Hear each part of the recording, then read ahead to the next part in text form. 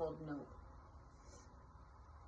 And in it, they're talking about this sitcom, and this chimpanzee goes crazy. There's a bunch of people on stage, there's a little boy underneath the table watching it all happen. There's blood splattered across his face. I believe this is a boy that's later in life telling the story. But there was a story that played in my head as a kid. I've always wondered, was there more to that? What happened? What was going on? And one day I was given the opportunity to ask about it in therapy. Whatever was told to me in therapy, I later remembered the outcome of bringing that up in therapy while sitting and having wine with my mom and her best friend. And a story was being told about how I brought up a traumatic event in therapy, and it was really not even that traumatic at all. All the mason jars exploded. There was red sauce everywhere.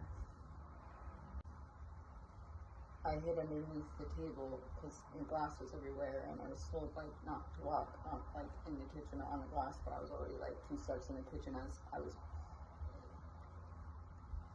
So I got underneath the table and I sat there, and then my stepdad, who was most of the time either drunk or asleep or waking up from being drunk and being mad about whatever it was, probably that he was awake, and then he and my mom fought in the kitchen while I was stuck in the middle underneath the kitchen table, just not knowing what to do, and watching 2 adults scream at each other about broken glass, and who wasn't paying attention to the oven when my mom was probably hyper-focused or on a manic episode of drawing a bunch of jelly or salsa or whatever the fuck it was. And so in family therapy, I was told, oh, that wasn't a big deal. You were thinking something traumatic happened. It was just the salsa jars exploding.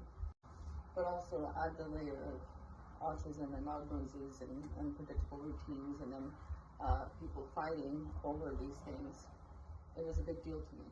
And I kind of forgot what a big deal it was until it was brought up in mixed company. Oh, that's fucking weird. I won't drink wine with my mom and her friends again. That's the end of this message. Ride that thought train.